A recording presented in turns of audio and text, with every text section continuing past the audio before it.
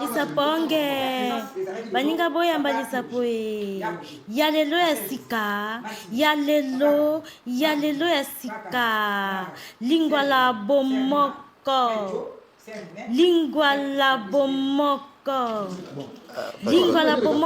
eye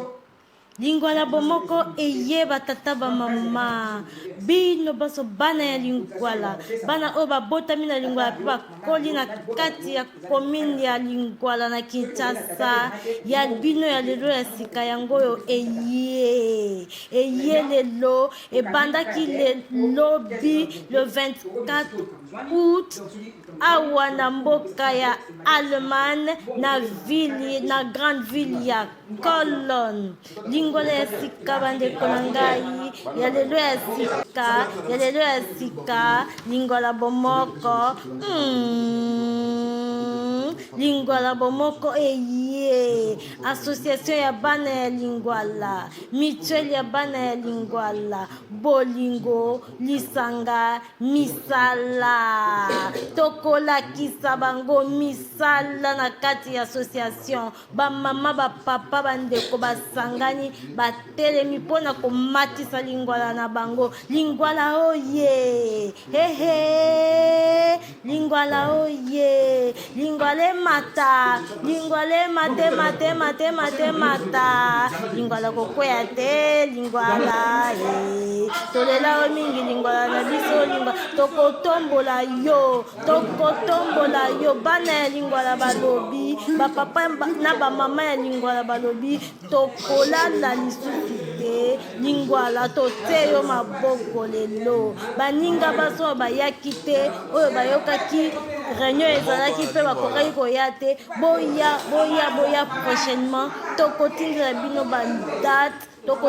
badate na bawhatsapp na bino biso nyonso tokokutana lisusu mpo totombola lingwala na biso gage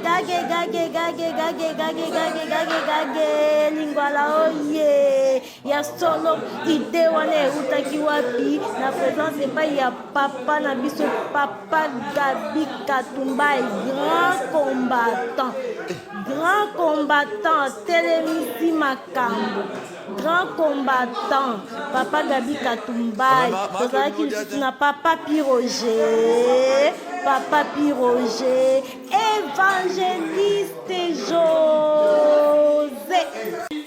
évangéliste José de Cologne na mama Timba molongani na ye mama Timba pe azalaki na papa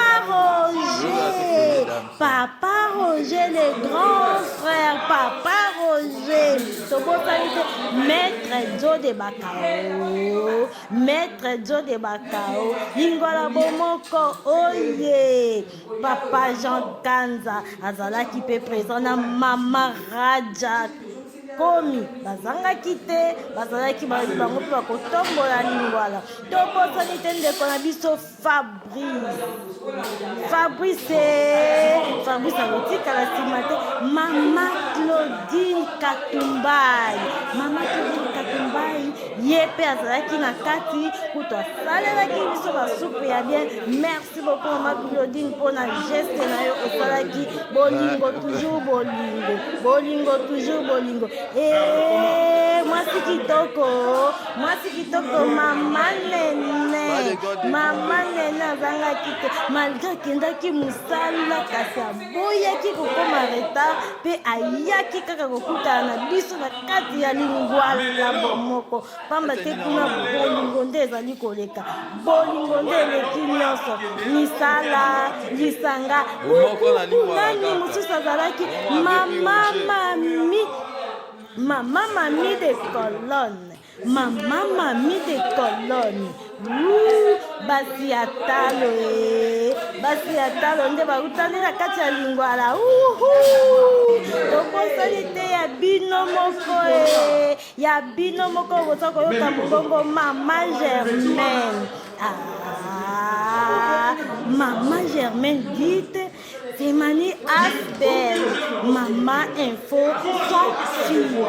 Maman Info sans fille. Paroli lingwala tokoti kayote tokokende na yoti na suka misala misanga